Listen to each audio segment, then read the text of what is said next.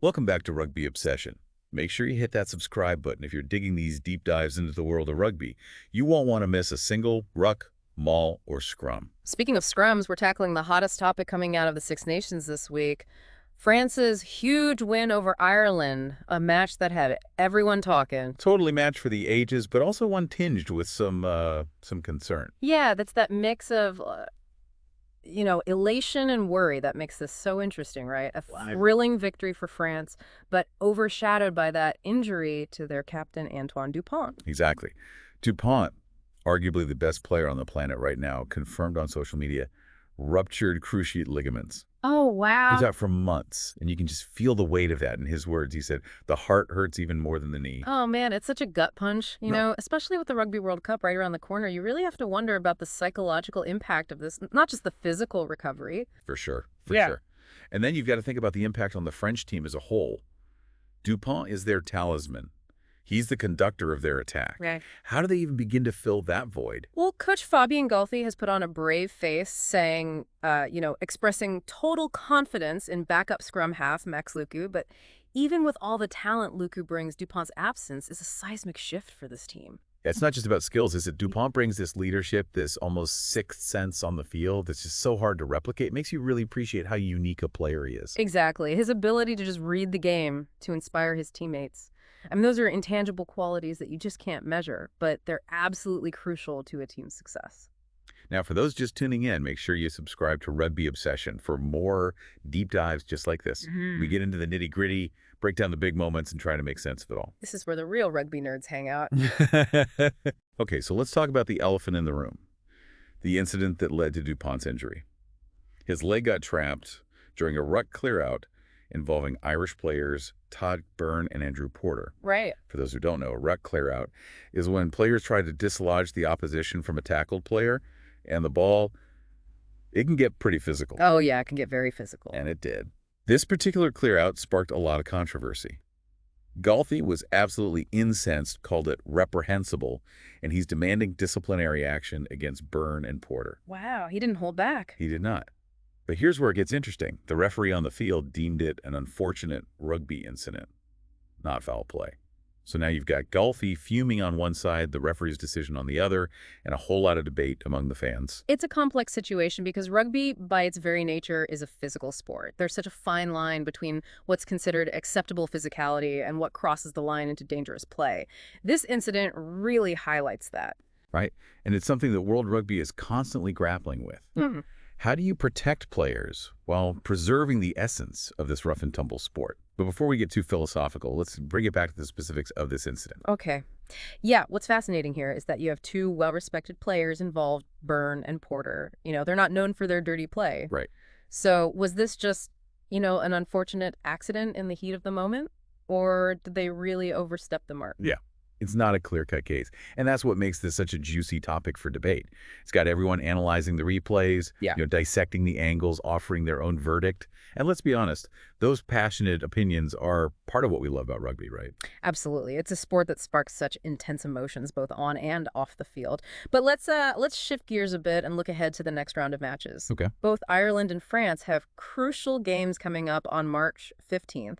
Ireland faces Italy while France hosts Scotland at home. Big question looming over those matches, particularly for France, is can they still achieve Six Nations glory without Dupont?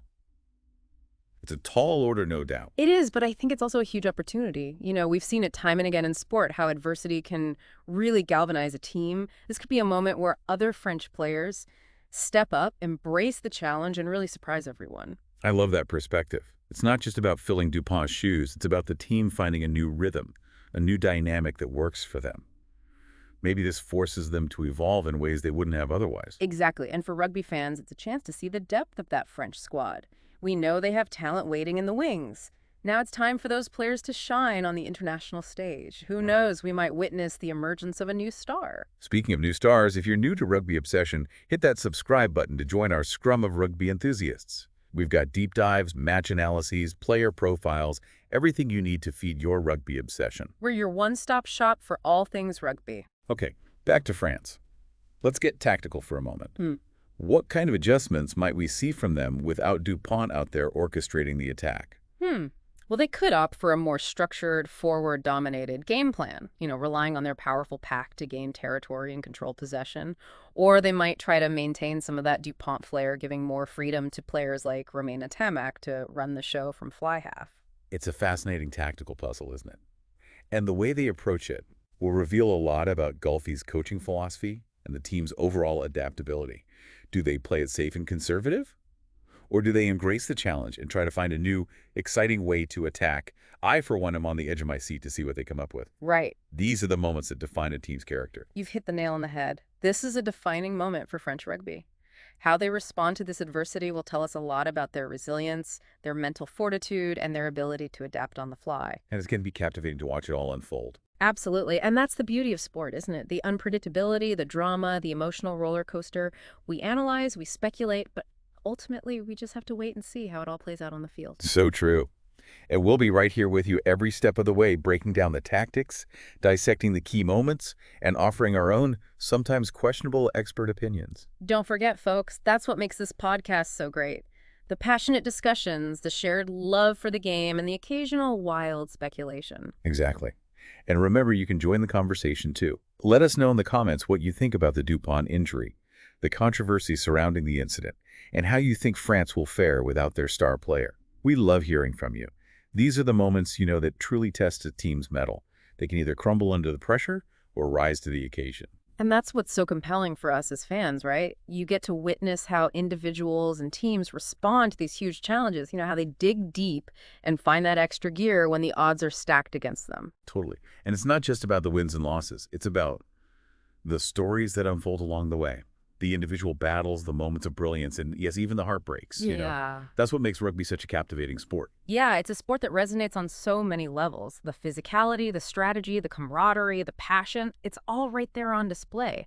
And this whole Dupont situation, it just adds another layer of intrigue to an already fascinating Six Nations tournament. No doubt. So let's zoom out for a second, look at the bigger picture. France secures this incredible win over Ireland, a match that had everyone talking. But then, boom, their captain, their star player goes down with a serious injury. And to add fuel to the fire, you've got this controversy surrounding the incident itself.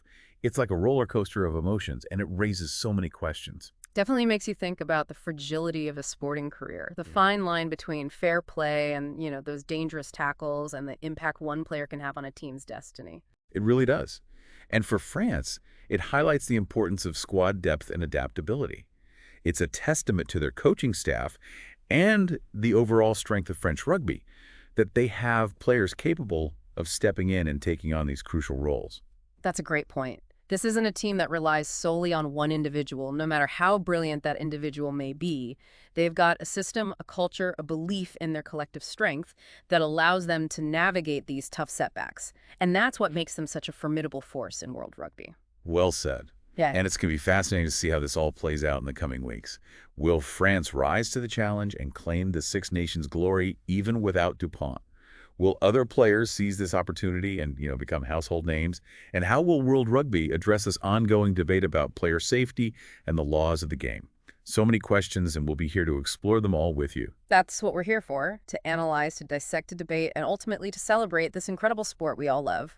And we wouldn't be here without you, our amazing listeners. So hit that subscribe button to stay up to date on all things rugby. And be sure to let us know in the comments what you think about this whole Dupont situation. Was it foul play? How do you see France adapting without him? We want to hear your thoughts. We love the passionate discussions, the differing opinions, the shared love for the game that makes this community so special. So keep those comments coming. That's it for this episode of Rugby Obsession. Thanks for joining us for this deep dive into the heart of French rugby. We'll be back soon with more analysis, more insights, and a more rugby obsession. Until then, stay safe, stay passionate, and keep that rugby ball spinning.